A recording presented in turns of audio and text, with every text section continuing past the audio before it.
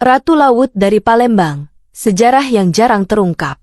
Sejarah Palembang, kota yang dikenal sebagai bagian dari kejayaan Sriwijaya dan pusat perdagangan maritim di Sumatera, menyimpan banyak kisah yang jarang terdengar.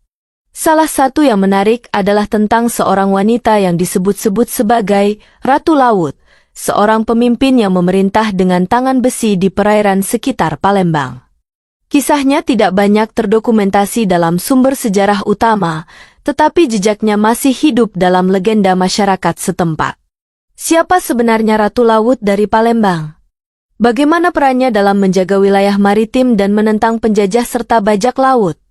Artikel ini akan mengupas secara mendalam tentang tokoh yang misterius ini, perannya dalam sejarah maritim Palembang, serta bagaimana jejaknya masih bisa dirasakan hingga hari ini. Bab 1. Palembang dan tradisi maritimnya. Sebelum mengenal sosok Ratu Laut, penting untuk memahami bahwa Palembang bukan hanya sekadar kota di Sumatera Selatan, tetapi juga merupakan pusat perdagangan dan kekuatan maritim yang telah berdiri sejak zaman Sriwijaya, abad ke-7 M. 1. Palembang sebagai pusat maritim. Sebagai ibu kota Sriwijaya, Palembang telah lama menjadi pusat perdagangan dan pelayaran. Letaknya yang strategis di tepi Sungai Musi menjadikannya sebagai kota yang kaya akan hasil alam dan tempat pertemuan para pedagang dari Arab, India, hingga Tiongkok. Namun, setelah Sriwijaya melemah akibat serangan dari kerajaan lain, termasuk kerajaan Chola dari India pada abad ke-11, Palembang mengalami masa ketidakstabilan. Pada abad ke-15 hingga ke-17, wilayah ini menjadi rebutan antara berbagai kekuatan, mulai dari Kesultanan Palembang Darussalam hingga kolonial Belanda. Di tengah kekacauan inilah, muncul sosok Ratu Laut yang disebut-sebut sebagai pemimpin wanita yang menguasai perairan sekitar Palembang dan mengendalikan jalur perdagangan dengan strategi yang luar biasa. Bab 2. Legenda Ratu Laut dari Palembang. 21. Siapa Ratu Laut? Dalam beberapa cerita rakyat Palembang, sosok Ratu Laut sering dikaitkan dengan seorang wanita bangsawan yang memiliki keturunan dari kerajaan maritim Sriwijaya. Ia dikenal sebagai wanita yang gagah berani, cerdas, dan memiliki kekuatan militer di perairan Palembang. Beberapa versi menyebut bahwa ia adalah seorang putri raja yang ditolak dalam perebutan kekuasaan di istana, sehingga ia memilih untuk berlayar dan membentuk pasukannya sendiri. Versi lain menyatakan bahwa ia adalah istri atau anak dari seorang laksamana yang tewas dalam perang, sehingga ia mengambil alih kendali armada laut dan memimpin perlawanan terhadap penjajah serta bajak laut. 22. Strategi militer dan angkatan laut. Sebagai pemimpin di lautan, Ratu Laut dari Palembang dikenal memiliki strategi perang yang cerdik. Ia menguasai Sungai Musi dan wilayah perairan sekitarnya dengan armada laut yang kuat. Strateginya meliputi perang gerilya di sungai dengan memanfaatkan pengetahuannya tentang perairan dan hutan bakau. Ia serta pasukannya menyerang kapal musuh secara tiba-tiba dan menghilang dengan cepat. Aliansi dengan bajak laut dan pedagang lokal. Ratu Laut tidak hanya mengandalkan kekuatan militernya sendiri, tetapi juga menjalin hubungan dengan kelompok bajak laut dan pedagang untuk mempertahankan wilayahnya.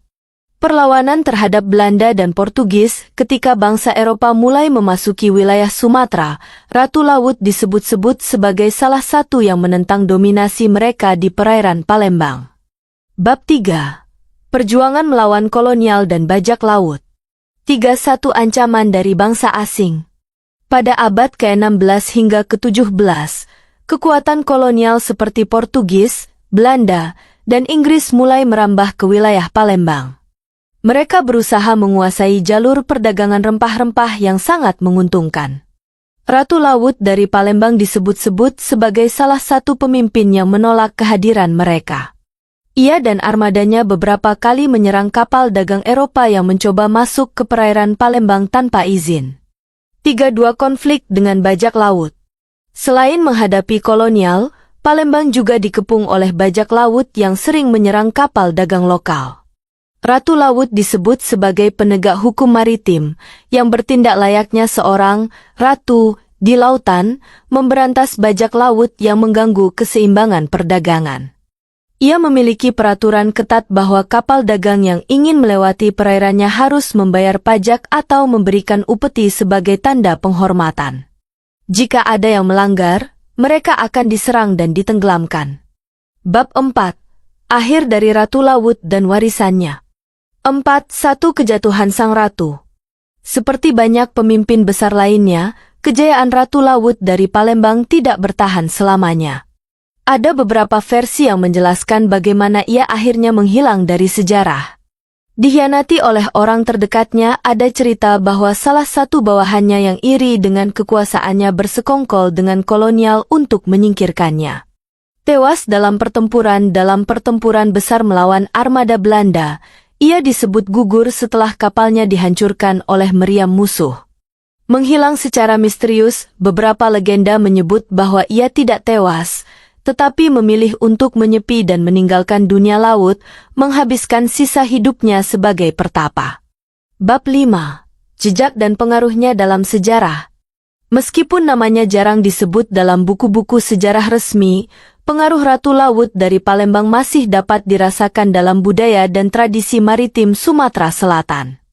Beberapa jejak peninggalannya yang masih dapat ditemukan antara lain legenda rakyat yang masih diceritakan turun-temurun di Palembang. Nama tempat yang konon berasal dari wilayah kekuasaannya di sekitar perairan Palembang.